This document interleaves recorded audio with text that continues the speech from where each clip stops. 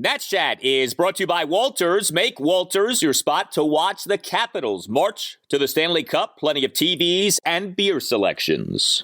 Game 5 is tonight at 7:30. You can also catch all of the NBA playoffs at Walters. And now Carrasco ready. Not to throw his 58th pitch. On the way, swinging a long drive. Deep left field. Way back. Going, and gone. Goodbye. Bang. Zoom goes Riley Adams with his second home run of the season. And the Nationals now lead by the score of 2-0. Here's the set. Edwards deals. Swinging a line shot off the glove of Bell, deflects into foul ground, and this could score two. Headed home Alonso. Davis to the plate. Soto's going to pick it up and run it in as runners end up on second and third. So a bad break there. That ball deflects off the glove of Bell, trying to make the pickup, and the Mets tie the game on a two-run double for Jeff McNeil. The 1-2 pitch. Swinging a fly ball right field. Soto drifting back, now moving in. He will make the catch. Escobar's coming home. Soto's throw to the plate is up the first base line. Escobar slides in with a go-ahead run, and McNeil is over to third. Sacrifice fly for James McCann, and the Mets have scored 3 in the inning to take the lead, 3-2.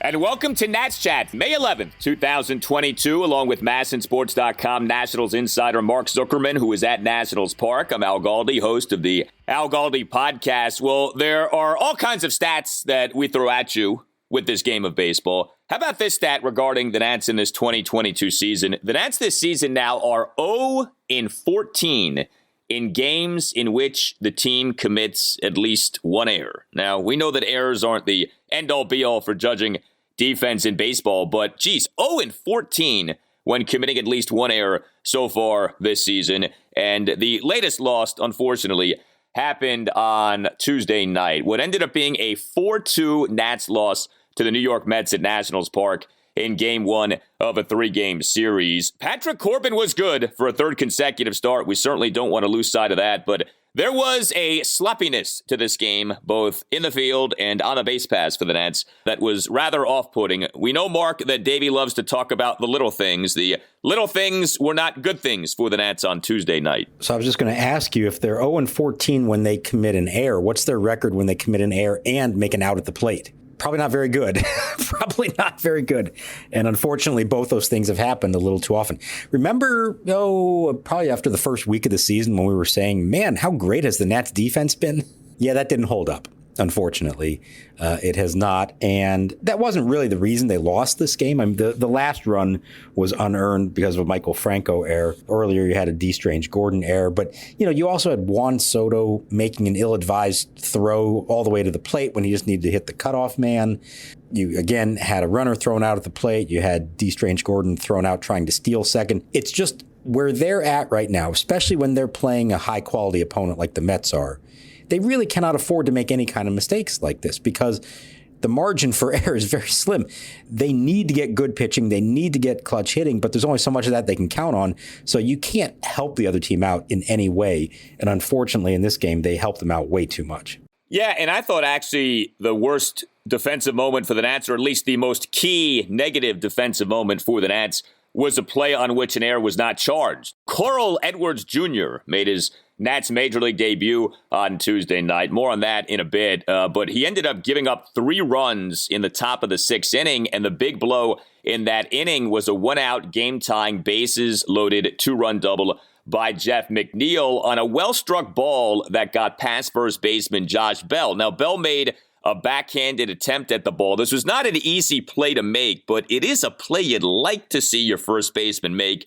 He doesn't make the play, and the result ends up being a game-tying 2-run double. Not an easy play, not an error. I don't want to kill Josh Bell for that, but a good defensive team, I think, makes a play like that, and instead the result ends up being the biggest hit of the game. So I'm looking at it right now. The expected batting average on that ball, 580.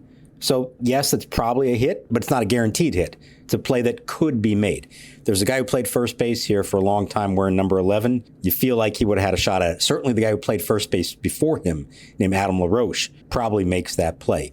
This is what you live with Josh Bell. You're not counting on him to make the above average plays. You're just hoping he makes the plays that he needs to, that he makes the scoops on the bad throws. And for the most part, he has done that. So I don't want to get down on him. But yeah, when the margin for error is that slim, it's not just that they are making errors, but how many times have we said this year, boy, that was a great play by the defense to prevent a run from happening, to bail out the pitcher. It's happened a few times here and there, but probably not enough. And that's one of those where it certainly could have happened. Now, Edwards had gotten himself into a jam at that point. It was already going to be tough on his part to get out of the whole inning without at least somebody crossing the plate.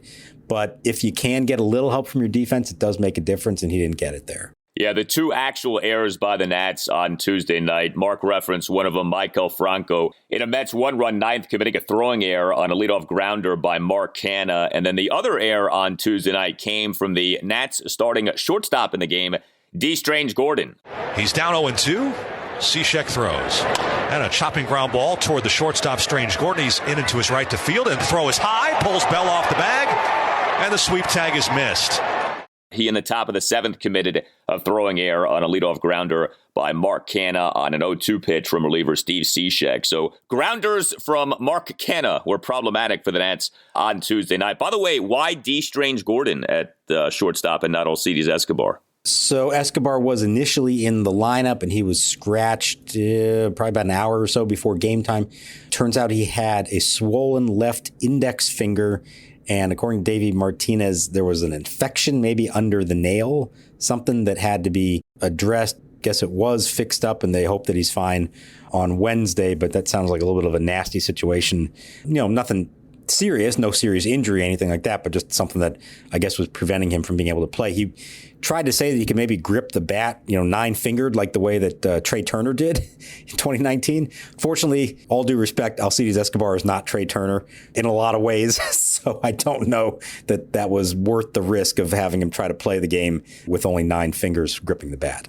Yeah, not this season. Alcides Escobar ain't Trey Turner. I think that's pretty clear. Well, we had many years ago in baseball, 3-finger Mordecai Brown. Maybe we could have 9-finger Alcides Escobar this season. I don't know, something like that. So with the base running blunders for the Nats on Tuesday night. So we mentioned Maikel Franco had a throwing error. He also had another big hit with a runner in scoring position. He's done a good job in those predicaments so far this year. So Franco on Tuesday night was the Nats' number 6 batter, went 1 for 3 with an RBI double. He and the Nats 1-run fourth had a 2-out opposite field RBI double to the right center field gap for a 1-0 Nats lead. But on that RBI double, it was Yadiel Hernandez getting thrown out by a mile at home for the 3rd out. Bell has scored. Hernandez trying to score. The throw home from McNeil is in time, and Hernandez tries to avoid the tag, and then he gives up. And McCann tags him out on the chest. A great relay by the Mets cuts down the second runner. Nationals take the 1-0 lead on the Franco double. Yadiel had reached base via a force out. Mark, it feels like this has happened more than it should this season. Nats base runners getting thrown out by a mile, and at times at home. It's one thing to get thrown out. It feels like this has happened, 2, 3, 4, 5 times. A Nats base runner has been thrown out by a wide margin. And you say to yourself, what happened on that play? And this was another instance of that on Tuesday night.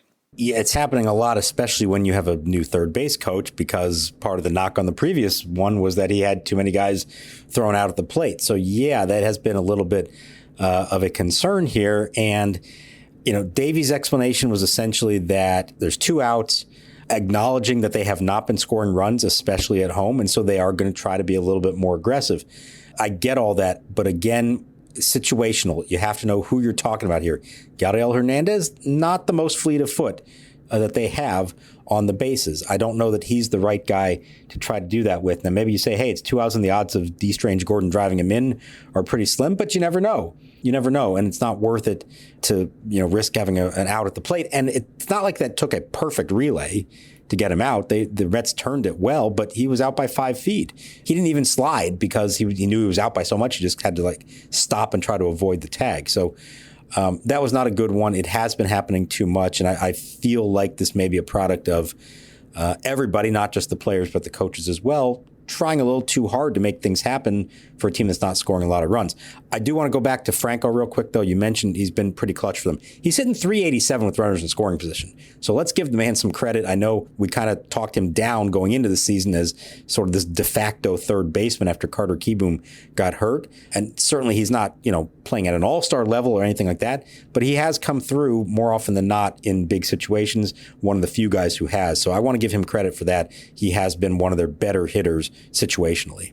Yeah, I mean, if you go by RBI, he is number 2 on the Nats with 17 runs batted in on the season. And we know that's what you go by. That's your evaluation. All the time. It's the ultimate tell of who's good and who's not. Josh Bell is number 1 with 21 RBI on the season. The other base running boo-boo for the Nats on Tuesday night, D. Strange Gordon, bottom of the 7th, a beautiful 2-out bunt single and a great bunt toward third base, so I want to give him credit for that, but he then got thrown out trying to steal second base for the third out of the inning.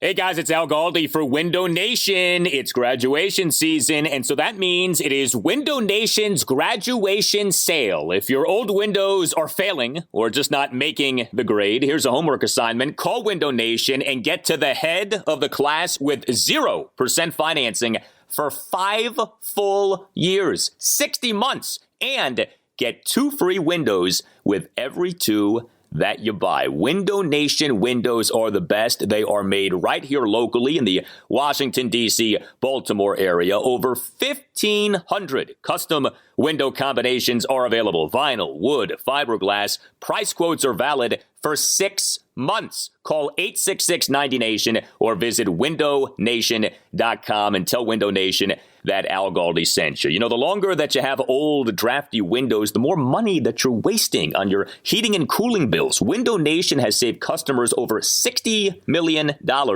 on energy bills. Call 866-90-NATION or visit windownation.com and make sure that you ask Window Nation for the graduation sale that you heard about from Al Galdi. That's 866-90-NATION or visit windownation.com and get the special offer. Mention my name, Al Galdi, when you talk to Window Nation.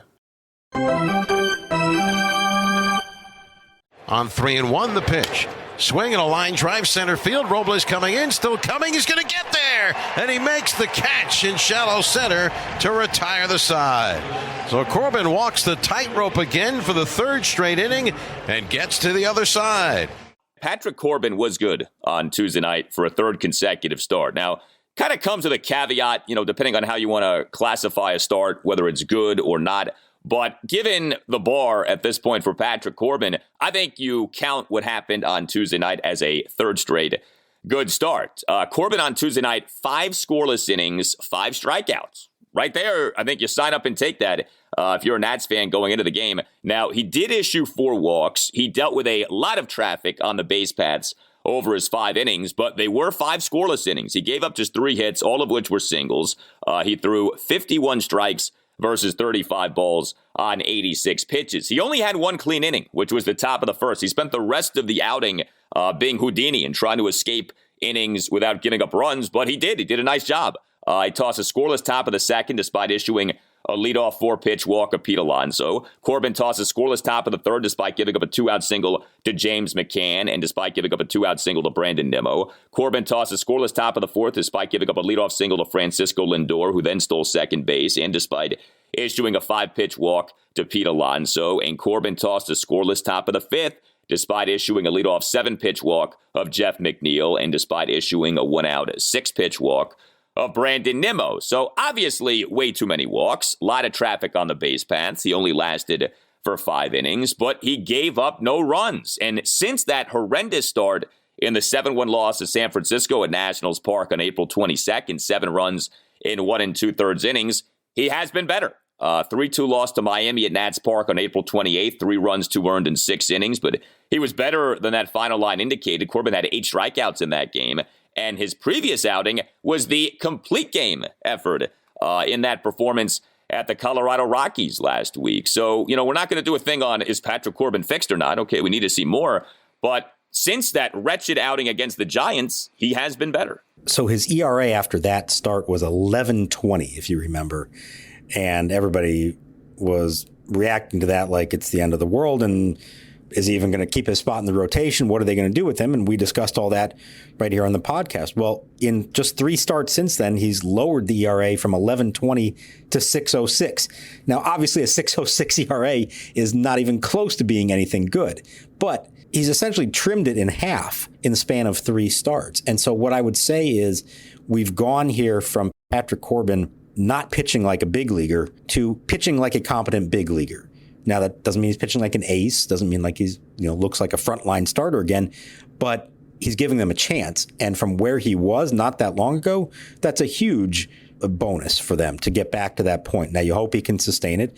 The interesting thing here is all 3 of these starts and 4 of his last 5, when they've all been good, have been with Riley Adams behind the plate. And Davey pretty much admitted it. Now, he is his personal catcher. Adams is going to keep catching him as long as this keeps working. They're working good together. I like it. For whatever reason, they have clicked. It has worked out for them. And it does create some interesting dilemmas as they move forward, because now you have to schedule Adams around Corbin's pitching schedule as opposed to, say, well, Riley's always going to catch the day game after the night game. So what we may have here is Keibert Ruiz starting Wednesday night and then potentially coming back and starting Thursday afternoon in the series finale. He's a young catcher, easier to do that with him than with an older guy. But for right now, the benefit of getting the best you can out of Corbin is outweighing anything else. And that's why Riley Adams is going to keep catching him. So I was trying to think of other instances of personal catchers with the Nats over the years. Gio Gonzalez and Kurt Suzuki, was that one of them? Corbin actually had Yan Gomes catching him pretty much throughout the 2019 season. So that has happened. Yeah, Suzuki really didn't catch Corbin very much during that season. So, we've seen it happen from time to time. It's not, I don't think any manager prefers to have that, because you want to have the flexibility of going with whoever is available, whoever is hot, managing your catching schedule, like I said, with day games and night games and all that. Or you don't want to ever be in a position where now you have to force a guy to catch a pitcher and they haven't worked together at all. But like I said, in this case, given where Corbin was and what they've been able to get out of him these last few starts, you're going to do anything you can to keep getting this out of him. And if that means Riley Adams catches and Keibert Ruiz sits, you're going to do that for now. Yeah. I mean, if you need to have Brian Schneider as your catcher with Patrick Corbin, you do that, okay? Like, whatever you got to do to get this guy fixed, to get this guy on track, you go ahead and do. I think what's interesting about the dynamic is this is the first time, really, that the Nats have had what you would call a potential franchise catcher or stud catcher, right, in Keibert Ruiz. Like, it's one thing if you've got a Kurt Suzuki, Yan Gomes timeshare or something like that. This is a little different. Like, Keibert Ruiz is here to be a foundational piece. And, it's probably not the greatest look/feeling for your biggest money starting pitcher, your quote-unquote opening day starter, to not, I don't want to say not like throwing to Keibert Ruiz, but to prefer throwing to Keibert Ruiz as backup. So I think the politics of this, the dynamic of this is interesting. Yeah, it is. You're right. And, if Corbin was pitching like the ace of the team, and you'd say, oh, well, okay, going into the next season, like you're going to have Riley Adams be your opening day catcher because of that, that's not a great look. But again, they're in a desperate situation right now. They're going to do whatever they have to do for it. I don't think Keibert, knowing him a little bit and knowing, his lack of experience, that he's going to take any offense to it at this stage of his career. And let's give Riley some credit. He hit a home run in this game and has started to do a little bit more at the plate than he did earlier in the season. Now, he has not looked as good as he did last year at the plate, but he is contributing. He has shown some power. And if he can coax 5 scoreless innings out of Patrick Corbin, you throw the egos and everything else out the window. You take that right now and you keep running with it until it doesn't work. Yeah, that was an impressive homer by Adams. Came in the Nats' 1-run fifth, a 1-out full count solo homer to left field, put the Nats up 2-0. Adams was down in the count at 1.02, worked the count full, and then hit the home run. It was another largely ho-hum night for the Nationals offensively. The Nats in the game score just the 2 runs, get just the 8 hits, work just 1 walk, 1 for 2 with runners in scoring position. I mean, just 2 at-bats with runners in scoring position the entire game. Cesar Hernandez went 0 for 4 with 3 strikeouts. It's interesting with Hernandez because you could argue, well, as a leadoff guy, he's been all right. He's had a bunch of hits. He's batting .271. He also has an on-base percentage of just .307. Like, he doesn't work walks. His only means of getting on base really are singles, which are nice, but, it's worth noting that his on-base is close to being what his batting average is. Juan Soto's in a bit of a rut, at least by his standards. He went 1 for 4 with a single on Tuesday night. Soto, over his last 4 games, a mere 3 for 17. With 3 singles and 1 walk. Josh Bell did go 2 for 4 with 2 singles. Nelson Cruz did go 2 for 4 with 2 singles. But, we wondered about, all right, the bats came alive during that 9-game road trip, especially in like the first half of that 9-game road trip. Seems like things have kind of calmed down since that nice run there for the Nats offense. So, we'll see. We don't want to overreact to every little game here, but it felt like the offense was getting going. We've seen some games here lately that are very reminiscent of the time in the season in which the offense was struggling. Yeah, and maybe it's a case of facing some better pitching. Carlos Carrasco, did a pretty good job in this one for the Mets. But, Soto just is not really right at the moment. I mean, came up late in the game in the 8th inning, representing the go-ahead run at that point. Tying run is on first with 2 outs. The Mets bring in a lefty, Joely Rodriguez, to face him. And he pops up on the first pitch. And Soto's reaction, he just stood there at the plate with his hand on his hip, almost like he couldn't believe it. Like he was just kind of dumbfounded about what's going on. I wonder what's going through his head right now. He just isn't having those kind of classic Soto at-bats that we've been used to that make you feel like he owns that batter's box. It's been a little more defensive lately. He's getting a hold of one every now and then. It's not like he's completely fallen apart and gone into a slump, but he's just not coming through as much as you would think, especially in situations with runners on base. Now, you look back last year and he got off to a slow start, and we were worried about him really until the All-Star break, and then he took off and had the historic second half of the season. So I'm not really worried about him in the big picture, but he's just not quite there yet, and that is hurting the team. Josh Bell's done a great job, but he needs Soto to be on base and to be driving him runs himself. Nelson Cruz had 2 hits, so he's starting to show some signs of life. But it's hard to see how this team scores a lot of runs without Juan Soto being a big part of it. This lineup is not built to function without Soto in a huge role. And to this point, he's just not quite where you think he should be.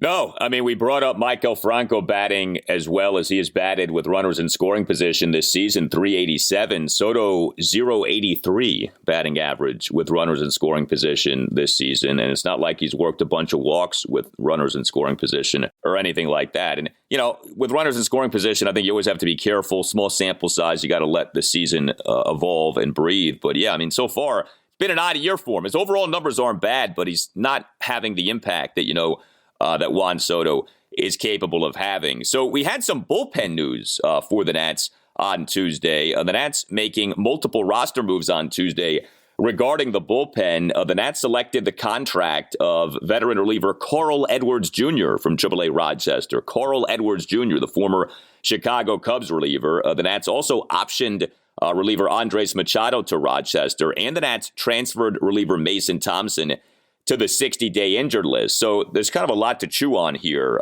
So Mason Thompson, it's interesting that the Nats are playing the Mets. It was in a game against the Mets at Nationals Park on April 9th that we had that scary scene with Mason Thompson. Top of the 8th, he throws 3 pitches. He, after his 3rd pitch, which was way off, is shaking his right arm. He gets taken out of the game. He gets placed on the 10-day injured list with a right bicep strain. And now he has been transferred to the 60-day IL. So I want to get your take on where we're at with Mason Thompson. And then with Carl Edwards Jr., so again, veteran reliever, a name most people listening probably have heard. He had been outstanding at AAA. I didn't realize this. He had been dominant for Rochester this season. 14 1/3 innings, ERA is 0.63, 17 strikeouts versus 4 walks. Now, he didn't look dominant on Tuesday night against the Mets, but Machado down, Edwards up, and Mason Thompson to the 60-day IL. All right. So with Thompson, I think it's just evidence that he's going to need some time. I mean, he's not really doing much yet, throwing yet. And once he does, it's going to be a long progression until he comes back. And he is a guy who's had Tommy John surgery in the past. So I think they want to be a little more cautious with him than anything. But it's notable that they keep moving guys to the 60-day IL. And the one guy they haven't done it with is Steven Strasburg. You can read into that however you want. But I think they're trying to at least leave that option open as long as possible, on the chance that maybe he is ready to come back before sometime the first week of June is when the 60 days would be up. So if there's any hope of him coming back before that, they at least have left themselves open to that possibility. So there's that. Machado, I kind of didn't realize how well he had pitched here. ERA in the twos, a pretty low whip. He just hadn't pitched in over a week. So they wanted to send him down. He's one of the guys who has options, so you can do this. Let him go get some more regular work at AAA, and I'm sure we'll see him again as the needs warrant. But Edwards kind of forced their hand with as well as he's pitching down there. I mean, he'd only given up 3 hits in 14 and a third. Now, he ended up giving up 3 hits in his first inning of relief for the Nationals, and that's not good. But again, you want to talk about notable who is getting the call and who isn't getting the call. Tyler Clippard, again, is being passed over by other guys, and it's evidence that Clippard has not quite gotten himself to where he needs to be, that they think he's big league ready again yet. He's been better. He has pitched back-to-back days successfully, which was an important thing for him, but he still has had a couple of pretty weak outings. The walk rate's been pretty high there. So I think he's not quite there yet, and they're going to hold off until they think he is ready.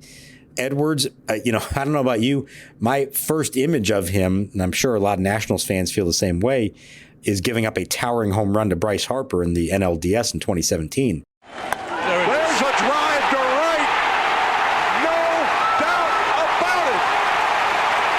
Tie game. Prior to that point, he was really good for the Cubs. Big part of their World Series bullpen in 2016. Davey obviously knows him. Jim Hickey had him in Chicago. So they like him. They saw the numbers. Matt Lecroy, the manager at Rochester, said this guy is pitching really well. Go ahead and call him up. And they did, and they threw him right into the fire. I don't know that I loved putting him right in there right away in that spot in a 2-run game, the 6th inning against the heart of the Mets lineup. Maybe give him a little bit of a softer landing back in the big leagues. But Davey said they liked that matchup. He was looking at who else was available, who wasn't available.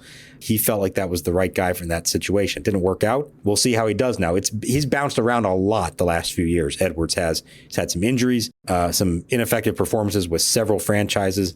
Maybe they catch lightning in a bottle, but based on what we saw in the first outing, not a whole lot to get excited about there. No, I mean, it wasn't pretty. He gave up a leadoff opposite field single to Pete Alonso to right field on a 1-2 pitch, gave up a single to J.D. Davis up the middle on an 0-2 pitch, issued a 1-out 6-pitch walk of Eduardo Escobar to load the bases. Then came the 1-out game-tying base-hit loaded 2-run double by Jeff McNeil, and then Edwards gave up a 1-out RBI sac fly to James McCann for a 3-2 Mets lead. It is disturbing here what's happening with Tyler Clippard, because the assumption was that he was going to be called up very soon into the regular season. That has not happened. And, here we are now well into the month of May, and it's kind of like, okay, are we doing this with Clippard or aren't we? But, the other thing with these Nats injuries, going back to Mason Thompson, boy, the Nats have a lot of guys dealing with longer-term injuries this season. I mean, you start with Steven Strasburg and Joe Ross, right? But you think about the Anibal Sanchez situation, the A-Ray Adrianza situation, the Sean Doolittle situation, the Mason Thompson situation. These are not, 1 or 2 week ailments. You hear about 10-day injured list. It feels like ain't nobody going on the IL for 10 days this season. Everyone who goes on the IL, it's like this black hole, this abyss you get sucked into and you disappear. I mean, Mason Thompson, that's a name that we hadn't even uttered in weeks, right? Like you said, no updates. You're not hearing anything about him. So, yeah, it's been a bad run here with these injuries. It's one thing to have a lot of guys banged up, but if they're back relatively quickly, you can live with that. So many of these Nats injuries are becoming longer-term injuries this season. And I'll add another name to that list is Hunter Harvey, who, initially when he went on the IL, thought that he'd be throwing, within a matter of days and maybe even be back within the 10 days when his time was up. Well, he hasn't come close to coming back yet and doesn't sound like he's, on the verge of it yet. So, yeah, they have taken longer. We talked all along about the short spring training. Is that going to cause injuries? Is that going to affect guys that has something to do with some of these cases? But, boy, the roster that we thought we might be seeing right now is not at all the roster we are actually seeing. For better or worse, you hope that we will see them here as we get to the summertime. But yeah, these are some longer term IL stints than maybe initially we thought they'd be. The Nats are lucky, and I say this while knocking on wood and crossing my fingers, but they're lucky that they really haven't had much in the way of starting pitching injuries this season, right? Strasburg and Ross, yes, but we knew their situations going into the season. Corbin and Gray and Didone and Fetty, even like Aaron Sanchez, like these guys are staying healthy. And it's a good thing because if they weren't, this really could get ugly. Not that it's been pretty so far, right? But at least these guys are making their starts every 5 days. Like the changes to the rotation have had to do with, you take Josh Rogers and you put him in the bullpen. It wasn't because like he was hurt or anything like that. Knock on wood, the Nats have enjoyed health so far with the starting pitchers who began the season on the major league team. If any of those guys start to go down, then the Nats really could be in trouble. Yeah, no, you're right that all the decisions so far have been performance-based, not health-based, which is a good thing. And really, the lineup, again, knock on wood here, other than the Kieboom injury in spring training, they've avoided any kind of other major issues that's knocked anybody else out for any length of time. You hope that continues to be the case, but you acknowledge that things happen over the course of a season. A starting pitcher is going to get hurt at some point. That just is the way it works. A member of the lineup is going to get hurt at some point. It's the way it works. For now, it's mostly been confined to the bullpen, and they've been able to weather that storm. But at some point here, you need to start getting guys back because the depth is running a little bit thin organizationally. There's only so many guys that you can call upon when somebody does go down. You tell us what you think. You can hit us up on Twitter at Nats_chat. You can email the podcast, natschatpodcast@gmail.com, including if you would like to sponsor the Nats Chat Podcast, hit up Tim Shovers. Again, the address is natschatpodcast@gmail.com. If you're listening to this podcast on Apple Podcasts or on Spotify, please give the podcast a 5-star rating if you haven't yet done that. And if you are listening on Apple Podcasts, if you could take like 30 seconds to write a brief 1 or 2 sentence review saying how much that you like the Nats Chat Podcast, that's very much appreciated. The ratings and the reviews help to make the podcast successful, and we appreciate all of them. All Nationals radio highlights on Nats Chat are a courtesy of 106.7 The Fan. Game 2 for the Nats against the Mets at Nationals Park on Wednesday night at 7:05. Aaron Sanchez will be the Nats starter. He'll oppose Tyler McGill. For Mark Zuckerman, I'm Al Galdi, and we'll talk to you next time on the Nats Chat Podcast. Look at him. Did he? Look at him doing this. Did he? Come on, Jimmy. Oh, my goodness. Left-handed Anthony Rendon with the 2-run home run. I mean, you cannot make this up. Ground ball. Velasquez.